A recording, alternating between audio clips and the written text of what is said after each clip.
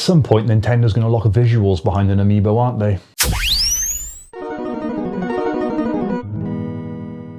When Metroid Prime 4 is firing on all cylinders, it is an absolute dream to play. But there are definitely a couple of design choices that have been made which do pull you out of it from time to time. But that said, what I want to do is just share my initial thoughts on this game. Consider this like an early review for me, or a preview, or whatever you want to say. But I've been really enjoying my time with it, alright? And I want to kind of go over everything that I've been feeling about the game so far. So, let's crack open a cold one and get right into it. I am the queen. So let's talk about how this game actually plays first. Now, for those of you that are unfamiliar with the Metroid style of gaming, it is, well, there's a whole genre that's named after it, kind of. It's the Metroidvania style, where there's lots of open exploration, a lot of backtracking when you unlock new skills and new items to go and, access areas that you couldn't access before, and that hasn't been lost here. Metroid Prime, when it originally launched back on the GameCube many, many years ago, was like a technical feat at the time, and it was crazy that this game was the way that it was, especially because Samus had never been seen in this type of light before. Metroid Prime 4 has built on this series of games, and I actually really enjoy the way that the game plays. It really does give you that expansive Metroidvania style gameplay. As expected, there's a lot of backtracking to do, but it doesn't feel like you're retreading old steps because you are a bit more powerful every time you do it. The game feels really good to play as well, and not only because of the combat side of it, but just the general exploration side of it. I'm one who's not a massive fan of like first-person adventure games, so if you saw my Skyrim video or Oblivion, whichever it was I played, I didn't really enjoy it because of that, but there's something about this game which has got me, and I'm really, really liking the way that it makes you feel. The combat itself as well is also really good. There's a little lock-on system that you can use which automatically locks you on, obviously, to a target. You've also got a bit of free aim as well that you can do for some of the more trickier shots you want to pull off. And it feels like a really intense battle. The boss fights are incredible as well. There's a lot of thinking that you have to do, and it really makes you think outside the box for how you're going to beat some of these enemies. Obviously, it does have that normal trope of you're obviously going to be using something which you've just unlocked to do, but how you're going to be doing it, it's a little bit different. But it's not all smooth sailing, unfortunately. There are some aspects of it that feel a little bit clunky. It kind of feels like Retro Studio trying to do a little bit too much with a controller. Now, granted, I'm playing with a Switch 1 Pro controller because I refuse to pay for a Switch 2 Pro controller unless someone out there wants to hook me up with one. It does feel like there's maybe too many things that you have to do at once. Like, there was one part where I had to go into ball mode, then jump, plant a bomb, then come out of ball mode, and then grab that bomb with the psychic powers that you have, and then put it somewhere else. It kind of gets a bit much. The game explains it really well, but there are moments when you have to sort of like stop and think. It doesn't feel intuitive at times, if that makes sense. And that's where like the psychic powers come in. So in typical Metroid fashion, you had loads of powers at the start of the game, and then you don't have them, you have to refine them all. And a lot of it has been replaced with psychic powers.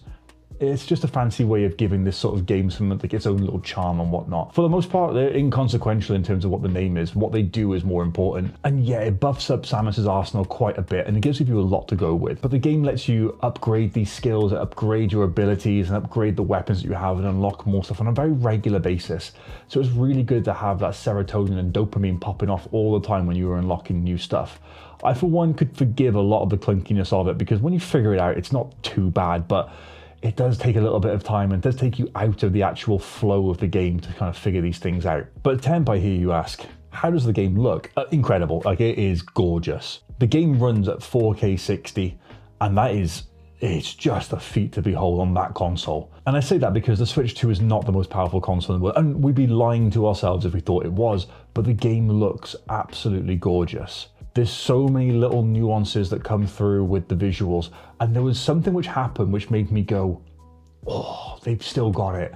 And I swear they did it before with an earlier Metroid Prime, but I was in a lift at one point, or an elevator, for those of you out there that call them that, and I fired a shot against a wall. I charged the shot up so it was a big explosion, and I could see Samus's reflection in the visor, and it made me go, oh, that's nice, that is. And I realized every time you pause the game, you see her reflection as well.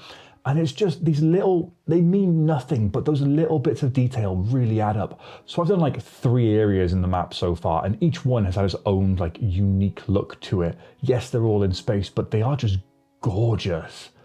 They are just really, really pretty worlds. Like, this game looks incredible. Granted, there are definitely some moments that I've played where I've gone, could tell that wasn't made for Switch 2, because it is a Switch 1 and Switch 2 cross-platform or cross-generational release, I guess you could say. But the game does drop down a little bit when it comes to the open sort of desert area, which you've seen like a lot of the trailers now and seen a lot of the gameplay footage out there. And it's what's playing over the top of this now as well.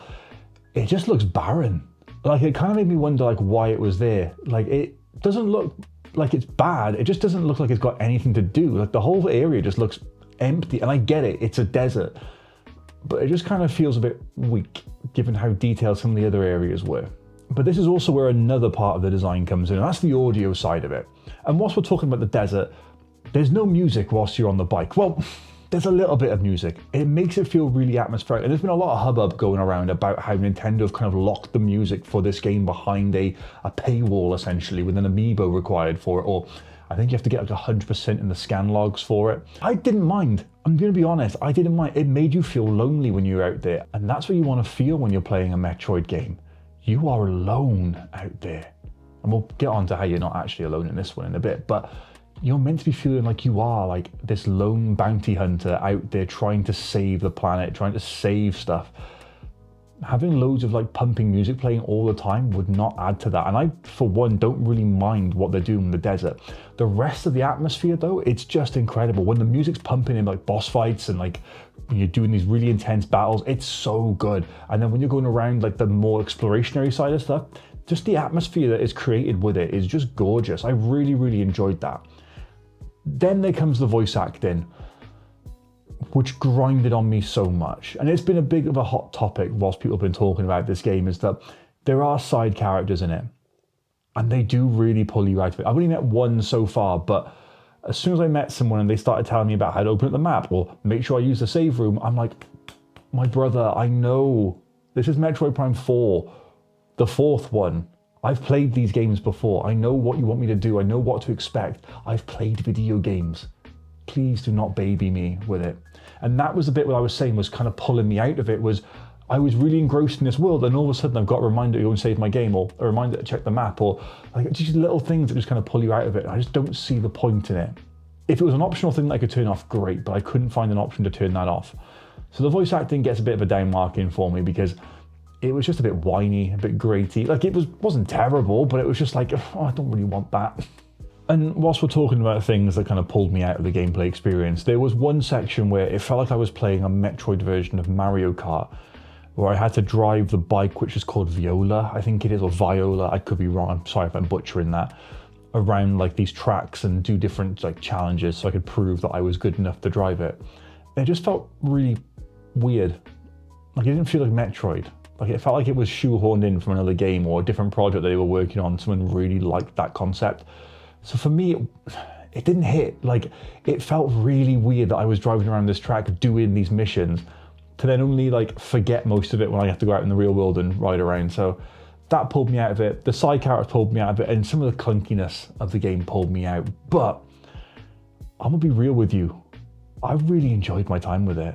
Like, I really, really, really enjoyed playing Metroid Prime 4 to the point where the amount of time that I spent recording footage for it surpassed what I expected, because I just wanted to get to the next bit. I wanted that next unlock. I wanted to get to that next area or that next boss fight, or just see what was going on. And it's tough. Like, it's a tough game. It doesn't like hold your hand too much. I mean, there is obviously the side characters that kind of voice over everything, but when you're in a battle and you die, you have the ability to go back to a checkpoint. But when you're in the open world and you die, you go back to your last save. I've lost like 15, 20 minutes of my time because I had to retrace my steps because I didn't save or wasn't able to save. Bless up the rest feature of the Switch 2 console, because that saved my bacon many times. But still, I love that side of it. I love the combat in it. I love the atmosphere. I love how it made you feel alone, and it made you feel like you were the only one there. It is just a great game for that. Does it look the best? No. Does it have great atmosphere? Yes. Is the gameplay perfect? Also no. Sometimes the scanning of everything can take you out of it. It's optional, but if you're a completionist, you are going to want to scan everything. It's still fun. The combat's great. The unlocks are great. The story is a bit all over the place for me at the moment, because it's a Metroid game. Like, the story takes a while to get going. And yeah, the game just looks gorgeous. The game looks incredible. I'm really happy that this game came out. No matter how long it took to come out, I'm really glad that it's here. And I'm really glad that it feels like it's a return to form, regardless of what some of the Metacritic scores say. I mean, the problem that you have now is there's obviously a lot more reviews that are available for it. People have got a lot of higher expectations as well, given the length of time that it took. I think it does deserve all the praise that it is getting. And that's coming from someone who hasn't got like a massive love for the Metroid franchise. I've enjoyed playing the Metroid Prime games in the past, but I don't really dabble with any of the other ones there. So as someone who's never fully invested in Samus's world, like it has still got me and it's really, really gripped me. When Metroid Prime 4 works, it works so well.